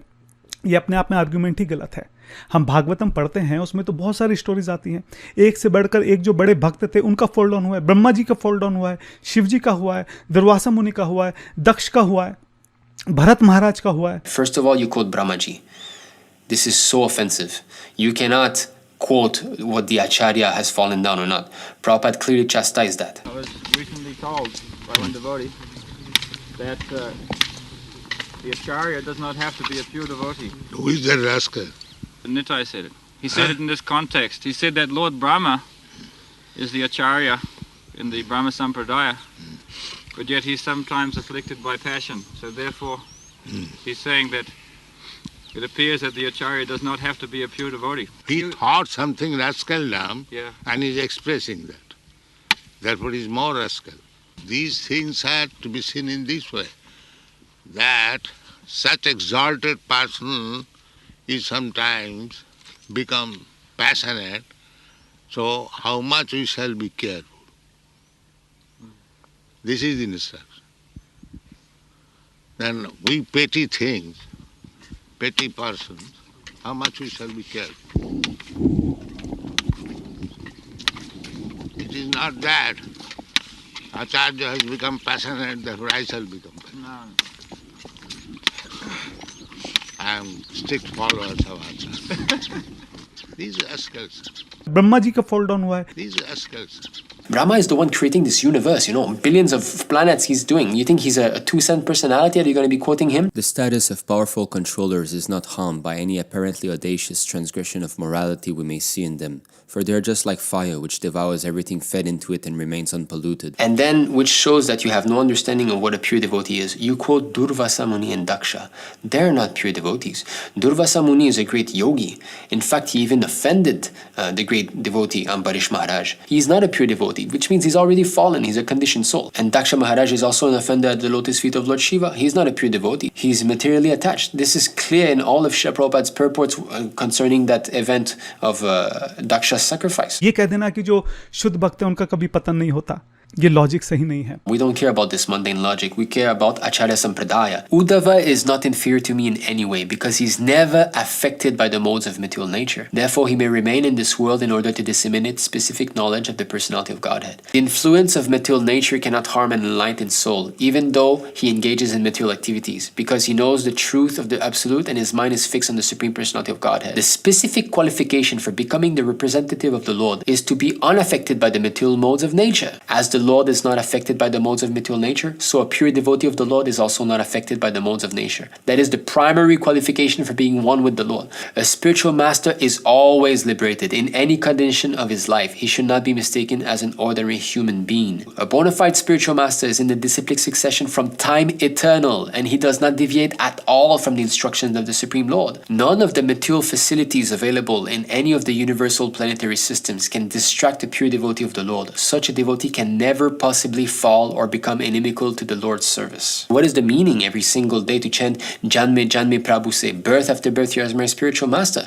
And if the spiritual master falls down, how is he going to be my guru? How is he going to be my Prabhu in my next birth? Narada Muni, Haridas Thakur and similar acharyas, especially empowered to broadcast the glories of the Lord, cannot be brought down to the material platform. That means if you're being brought down, you are not empowered. So what he's saying in his video that Ācārya can fall down is completely bogus, and we reject that completely. This is not according to Guru, Śāstra and Sadhu. Prabhupada never taught that. There's not one single place that he says that yes, a pure devotee can fall down. This is completely bogus, and this is a philosophy that is being taught in ISKCON, and this is a complete deviation, and we expose that, and we will never support such nonsense. One who cannot even save himself, how he can save others? If I don't know how to swim, how can I save you? Ācārya, let me show you one of their Ācārya. Radha Gopinath Dasi.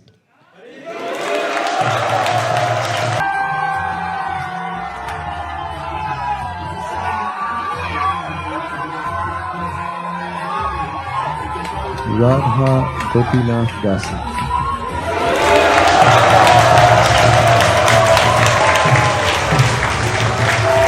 Both the guru who gives initiation out of affection or greed and his disciple get a curse from the demigods and go to hell.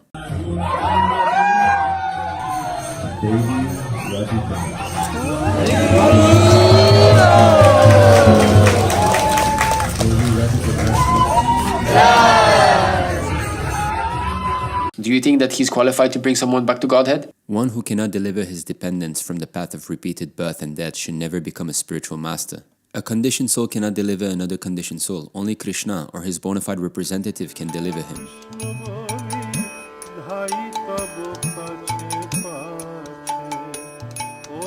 उसके बाद अगला argument ये आता है कि प्रभुपाद जी ने कभी भी अपने आगे किसी को दीक्षा गुरु नहीं बनाया. हाँ, तो उसकी जरूरत भी नहीं है.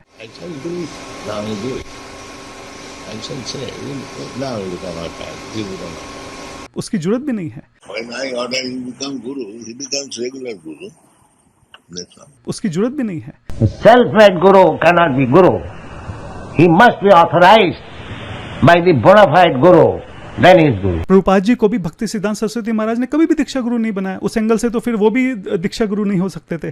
कहीं भी रिटन में ऐसा ना कोई डॉक्यूमेंट है ना लेटर है जहां भक्ति सिद्धांत सरस्वती महाराज जो हैं श्रील प्रभुपाद जी को दीक्षा गुरु बना रहे हों.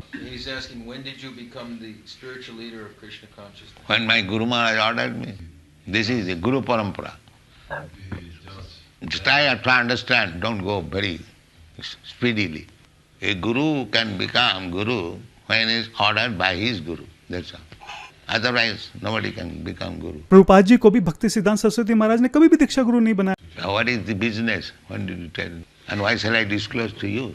It is a very insignificant thing that I have to explain to you. I'm just curious. You should be curious within your limit. You should know that one can become guru when he is ordered by his guru. This much. Prabhupada ji को भी भक्ति सिद्धांत सरस्वती महाराज ने कभी भी दीक्षा गुरु नहीं बनाया. What is the business? When did you tell? And why shall I disclose to you? It is a very insignificant thing that I have to explain to you. What more can we do? You know, we've flopped as trying to be gurus or trying to carry out any imitation of his presence. That means that they were not properly authorized. If a spiritual master is not properly authorized and only on his own initiative becomes a spiritual master, he may be carried away by an accumulation of wealth and large numbers of disciples. Narada Muni, Haridas Thakur, and similar acharyas, especially empowered to broadcast the glories of the Lord, cannot be brought down to the material platform. That means if you're being brought down, you are not empowered. Where does the authorization has come? As a matter of utmost ecclesiastical responsibility, ISKCON's ultimate managing authority, the GBC, regulates who within ISKCON may perform the service of initiating disciples. By the GBC. That means the whole authorization was given to all of them. Yeah, I fell down. I engaged in illicit sex. I succumbed to my lusty desires by having sex with a man. I succumbed to my lusty desires by having sex with a man. All this authorization is unauthorized, and therefore those gurus, whether you see it or not, are all asara, useless. Thing is that significant attempt to become guru is not the platform guru. Do you all realize this or not?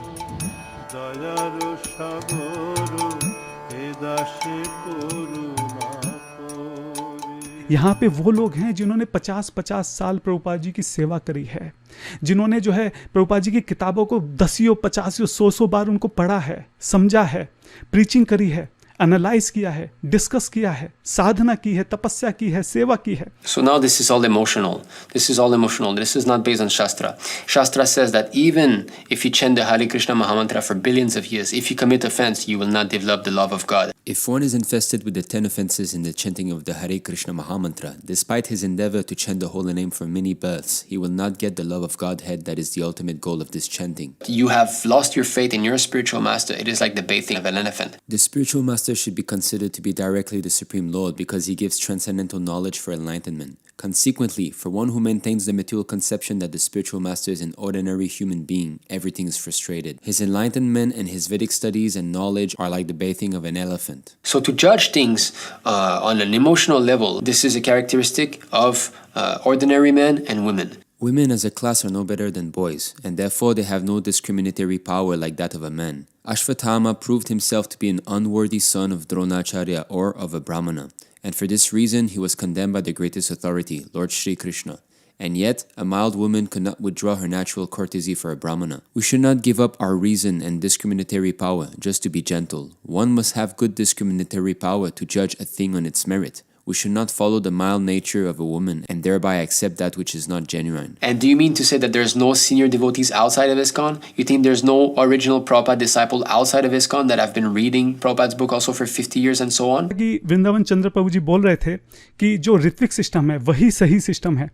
अगर आप प्रभुपाद जी की शिक्षाओं को follow करना चाहते हैं तो आपको ऋत्विक ही करना चाहिए, नहीं तो आप कहीं फिर इससे अच्छा तो कहीं और चले जाओ, लेकिन ISKCON में मत जाओ. ये बहुत दुख हुआ मुझे देखकर. ISKCON में मैंने ये कहते हुए सुना है कि ठीक है, अगर आप ISKCON को फॉलो नहीं करते, अगर आपको लगता है ऋत्विक ठीक है तो कोई बात नहीं, ऋत्विक कर लीजिए. कम से कम आप प्रभुपाद जी के साथ में तो रहेंगे, आप महाप्रभु के छत्र छाया में तो रहेंगे. आप खुद सोचिए कि एक जना प्रभुपाद जी से दूर जाने की बात कर रहा है और एक ये बात कर रहा है कि चाहे कुछ भी हो आप प्रभुपाद जी को मत छोड़िए. If you know what is right, you have to preach that. Those who know the path, that this is proper, the intelligent is one. Those who are doubtful, their intelligence is many branched, Krishna says in the Bhagavad Gita. Those who are on this path are resolute in purpose, and their aim is one. O beloved child of the Kurus, the intelligence of those who are irresolute is many branched. So you cannot say that if you want to be in ISKCON is fine, if you want to be in the Ritvik system is fine. No, there must be one that is right, one that is wrong. We have shown that after the Ācārya departs, it splits. One is asara, useless, and one is the real instructions of the Ācārya. And plus, if we are actually disobeying Śrīla Prabhupāda and we're such big offenders that we're pushing a system that he does not want, therefore we're asara, useless, why would you allow someone to come to us?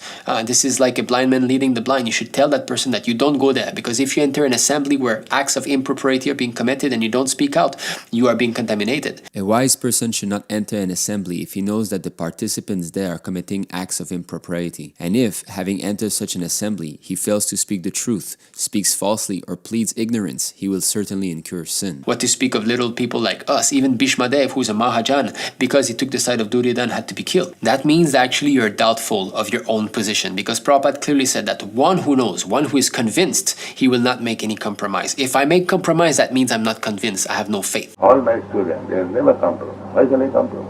If I am confident that I am speaking the truth, why can I make compromise? Those are not confident of his position, they will make compromise. One who does not know where he stands, he will make compromise. If I know where I am standing, why can I make compromise? Let others do whatever is like. These are so.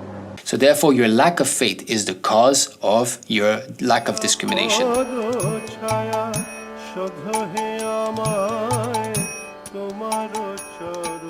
एक चीज़ मैं यहाँ पे और बोलना चाहता हूँ कि ISKCON जो है वो रिलेटिवली एक बहुत नई संस्था है।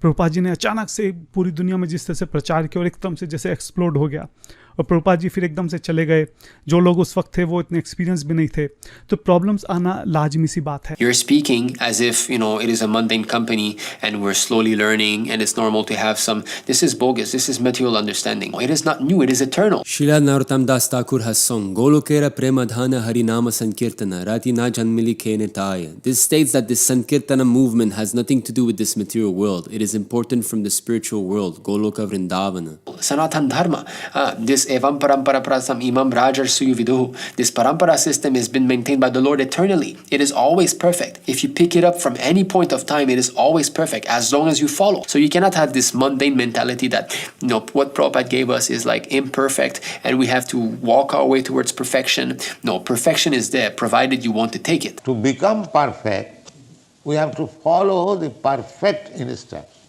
So in the Bhagavad Gita, there is perfect instruction. And if we take it as it is and follow it, then we become perfect. To become perfect is not very difficult job. But because we don't want to become perfect, because we want to be cheated, we do not become perfect. This is the difference.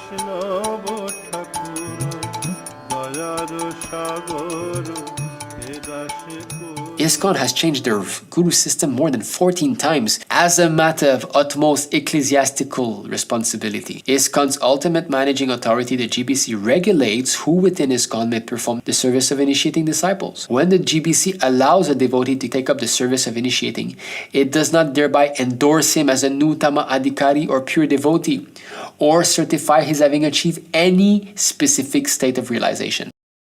In other words, the GBC says this person can be guru, but we don't claim he's a Uttama Adhikari or any specific state, meaning he might not be a Madhyama Adhikari, he might not even be a Kanishta Adhikari because it's a specific state of spiritual realization. He might actually even be a demon, who knows? This is what these words mean. Rather, the GBC indicates that it has no objection to his initiating disciples in ISKCON. Now, why the GBC should not have any objections when Prabhupada clearly says that the bona fide spiritual master is a Mahā-bhāgavata? If you actually represent Śrīla Prabhupāda, you will be having objections.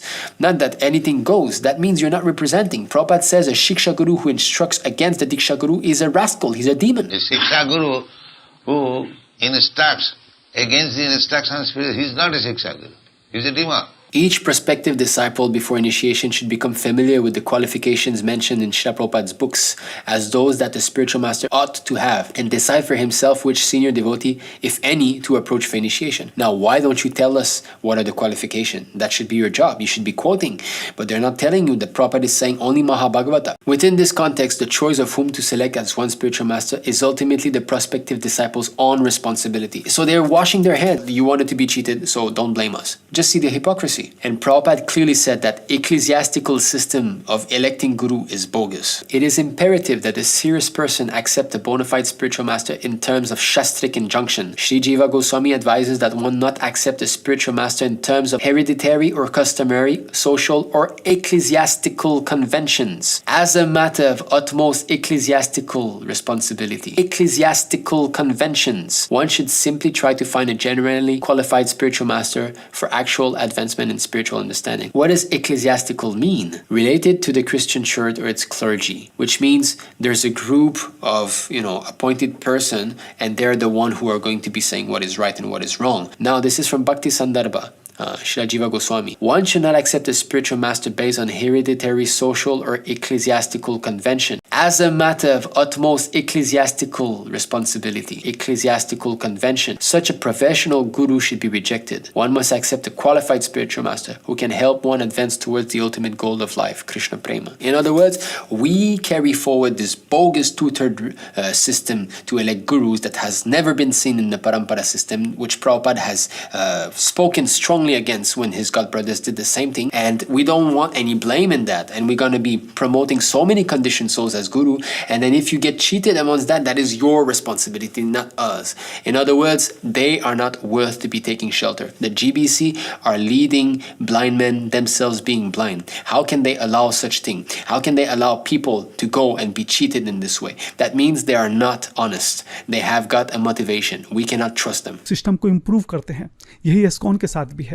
जैसे जैसे हम लोग mature हो रहे हैं, जैसे जैसे चीज़ों को सीख रहे हैं, जहाँ जहाँ गलतियाँ हो रही हैं, धीरे धीरे चीज़ें इम्प्रूव हो रही हैं। That is bogus. Prabhupada says changes means rascaldom. There is no change. Whatever is given by the spiritual master, you simply accept that as your life and soul, and you carry out. The GBC accepts as its life and soul his divine instructions and recognizes that it is completely dependent on his mercy in all respects. The GBC has no other function or purpose other than to execute the instructions so kindly given by his divine grace and preserve and spread his teachings to the world in their pure form. If you say that to improve the system means you have started with the bogus system in the first place, which means you have introduced some materially concocted ideas into spiritual understanding, that is your fault. That is your bogus system.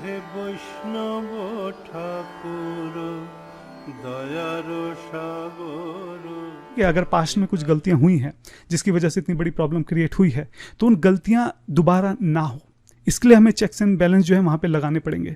ये नहीं कि पूरा system को उठा के खत्म कर दें। The system of surrendering to a physical authority, a physical guru is still there. You cannot discriminate between Śikṣā-guru and dīkṣā-guru. We still have to go to an authority. Even when Prabhupada was physically there, he could not interact with every single person. It is very, very few devotees who could have, intimate dealings with Śrīla Prabhupāda, and many devotees have never even met him personally. This is the clear proof that the Vani principle is what matters, not the Vapu. They have this broken bus system philosophy.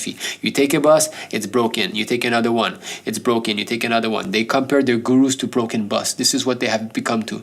But a bus will never be able to do the work of a spaceship. You can have 100,000 million buses, you'll never reach the moon. So the qualification of a Mahā-bhāgavata is that he can give you Krishna. Krishna se tomara, Krishna dite paro. एक यहाँ पे मेरी अंतिम request है सभी लोगों से कि प्लीज़ हम सबको वैष्णव अपराध नहीं करना है।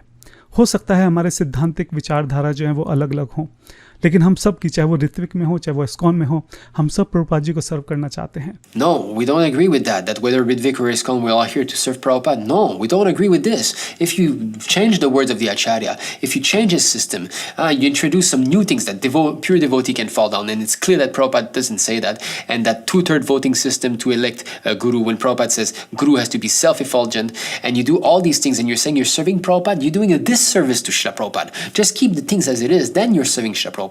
So you cannot say that Ritvik is good, ISKCON is good. No, one thing is correct. That's all. Everything else is wrong. The order of the spiritual master is the active principle in spiritual life. Anyone who disobeys the order of the spiritual master immediately becomes useless.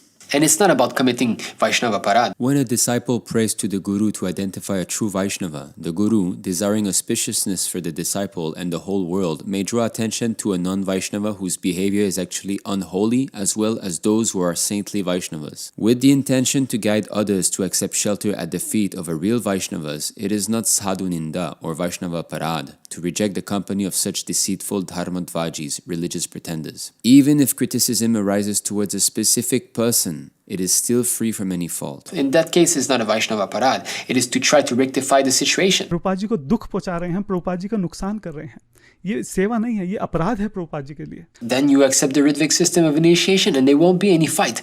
But we're not going to be surrendering ourselves to your bogus guru system who's electing some conditioned soul. No way. It is not working. We see how they cannot present the Śāstra properly. I was off to see if Guru Jayataka Swami might be the man to set me on the path to self-knowledge.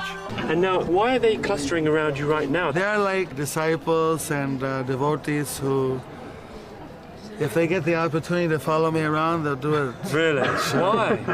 Ask them, I don't know. Under no circumstances can the words of persons bewildered by the illusory energy of the Lord deviate the intelligence of those who are completely surrendered souls. Why? Ask them, I don't know. Why is this gentleman walking around carrying a tape recorder? Because the spiritual master's sound vibration is transcendental. So the sound vibration of the spiritual master is very important for devotees. How about that? Excellent. I'd like to show you the campus over here. With his devotional flag unfurled, he always stands fast to conquer other conceptions of transcendental realizations. Whenever there is an argument between a devotee and a non-devotee, the pure, strong devotee comes out victorious. How about that? Excellent. I'd like to show you the campus over here. Even Bhaktivinoda Swami Maharaj, who's a great, in ISKCON, he has a great position. And we have humbly defeated him, showing on the strength of Prabhupada. And nobody can defeat those videos that we've made against him because it is simply in line with Prabhupada. खुद सोचिए कि महाप्रभु को कैसा लगेगा, नित्यानंद प्रभु जी को कैसा लगेगा कि हम आपस में लड़ रहे हैं और हमारी वजह से जो शुद्ध आत्माएं जो भगवान तक जा सकती थी वो उससे दूर जा रही हैं. एक हाथ जोड़ के मेरी यहाँ पे आखिरी रिक्वेस्ट है कि हमको किसी को भी आपस में एक दूसरे को क्रिटिसाइज नहीं करना है. This is all sentimental rubbish garbage. Krishna also has got this discrimination. Devotional service executed by a person who is envious, proud, violent, and angry, and who is a separatist, is considered to be in the mode of darkness. Devotional service of the Lord that ignores the authorized Vedic literatures like the Upanishads, Puranas, and Narada Pancharatra is simply an unnecessary disturbance in society. Bhaktisiddhanta Saraswati Thakur, he was so much against all these deviant sahajas and so on, writing against them left and right. He was roaring like a lion. Even Śrīla Prabhupāda, he spoke very strongly against those Babajis in Vrindavan, against those sahajas, against his very own Godbrothers. And Prabhupada gives us the warning that in this Gaudiya Vaishnava Sampradaya, there are many people who appear to be Vaishnavas, but they're actually not Vaishnavas. They're envious people in the garb of Vaishnavas. There are many jealous people in the dress of Vaishnavas in this Krishna consciousness movement, and they should be completely neglected. There is no need to serve a jealous person who is in the dress of a Vaishnava. It is a fact, however, that the great sinister movement is within our society. This is from Prabhupada books. After the time of Sri Chaitanya Mahaprabhu, those faithful to him kept apart from non-devotees to avoid contamination. Seeing this, the personality of Kali sent his representatives in disguise to pollute the Vaishnava Sampradaya. Posing as Vaishnavas, they spread their wicked doctrines and appeared so intelligent and devoted that only pure devotees could detect their real identity. Most devotees, not only the most neophyte, were enchanted by their tricks. In this way, Kali's agents expertly introduced karma, jnana, and amoghlilasa in the Vaishnava Sampradaya and caused Shuddha Bhakti to vanish from the world. From all these verses, we can see that it is a fact that there are so many cheating gurus out there. Mantra Chaitanya dāsa. It is childish civilization. It is childish civilization. It is childish civilization. It is childish civilization. Many gurus take advantage of their disciples and plunder them. They exploit their disciples for sex and use them to amass wealth. But a guru who can remove the miseries of his disciples is very rare. Now, how many we have in ISKCON? But who is the actual Mahā-bhāgavata who's capable of doing the same thing that Prabhupada did?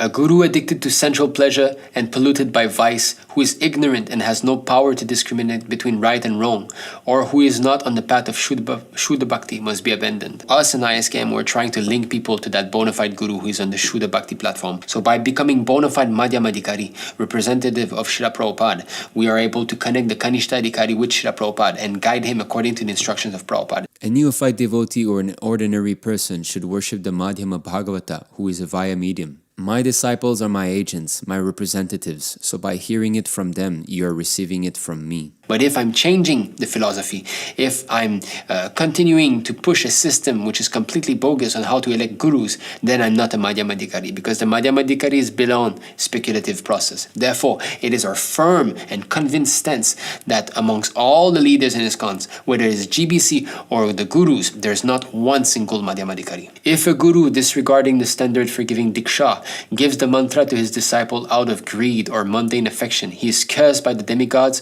along with that disciple. Now, what is the standard for giving diksha? Śrīla Prabhupāda clearly says that the dīkṣā-guru must be a Mahā-bhāgavata. Bhaktisiddhanta Saraswati Thakur also says the same thing. So that is the standard. If you are on that platform, then you can give diksha. If you're not, you are disregarding the standard.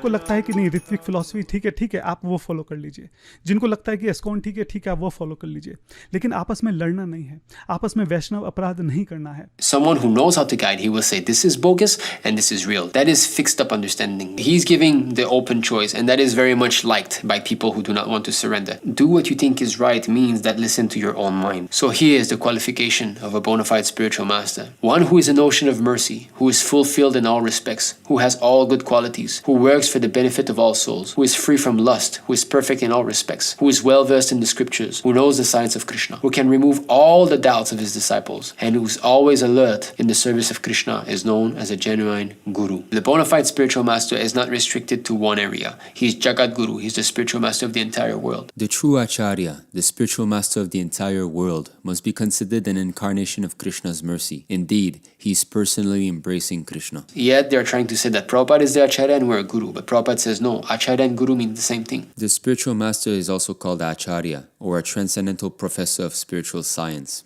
So it is not that we are against ISKCON. We would like ISKCON to be what it is, as Śrīla Prabhupāda would want it. We have got this desire that ISKCON fare well, but meanwhile we have to offer an alternative, and we have to give a protection to those devotees who want to be really following Prabhupada as it is. And this is what we're doing in ISKM. We are under the shelter of Śrīla Prabhupāda, under the expert guidance of His Grace Sundar Gopal Prabhu, and we feel that we're advancing spiritually. This knowledge is revealed to us. We understand it crystal clear. Our material desires are diminishing. We feel the eagerness to fight. How could we feel all these things if we were actually disconnected? We are so small and ISKCON is so big, yet we are convinced that they're wrong. And we will not budge an inch from our position because we know it is working, and it is a perfect system that can endure 10,000 years. Not that we have to bring 10,000 gurus and everybody was going to be writing some books and Prabhupada's books are being tossed in the corner more and more. This is what is going to be taking place if you go on this way. But in ISKM, we cannot. We put Prabhupada in the center. Everything is centered around Śrīla Prabhupāda's books. Books are the basis, and Prabhupada's mercy is there, and we can feel it. So we are fully convinced that we are right, and we're fully convinced that ISKCON is wrong. This is our position, and we will not change. And we pray that anyone who is sincere and has watched this video join us. We have got a fight to do. We have to expose all these deviations that are there in our movement for the sake of following Prabhupada instructions and establishing pure devotional service, freed from offenses. This is what is going to be benefiting the conditioned soul, the advancing devotee. With this, we would like to offer our humble obeisances unto all the Vaiṣṇava devotees of the Lord, all the sincere disciples and sincere followers of Śrīla Prabhupāda. We hope that you have appreciated our humble endeavor to try to present Prabhupada's teachings in the pure form. Vanchakalpatarubhyascha kripasindubhya eva cha patitanam pavanebhyo Vaiṣṇavebhyo namo namah. All glories, all glories, all glories to Śrīla Prabhupāda. Hare Krishna.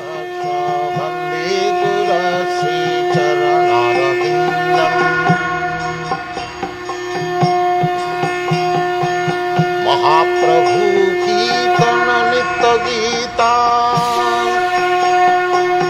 बादित्रमात्यन्न सोरसेना रोमाञ्चकं पाशुतरङ्गभाजो वन्दे गुरुश्री चरणरविन्दम् संसारदावानललीललोका प्राणाय कारुण्य घनाघनत्यम् सप्तशकलनगुणार्णवश वन्दे गुरुश्री चरणरविन्दम्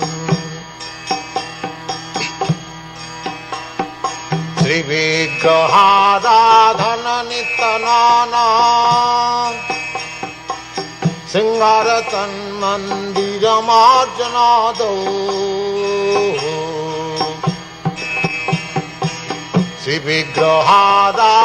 श्रीविग्रहाराधननितनाना सिंगारतन्मन्दिरमार्जनादौ युक्तश्च भक्तांश्च निजुञ्जतोऽपि वन्दे गुरश्रीचरणारविन्दम् युक्तश्च भक्तांश्च निजुञ्जतोऽपि वन्दे गुरश्रीचरणारविन्दम् संसारदावानलनीललोक प्राणाय कारुण्य घनाघनत्यम् प्राप्तस्य कल्याणगुणार्णवश वन्दे गुरश्रीचरणारविन्दम् चतुर्विधासी भगवत्प्रसाद सर्वान्नचित्तान् हरिभक्तसङ्घान् चतुर्विधासी भगवत्प्रसाद सर्वान्नचित्तान् हरिभक्तसङ्घान्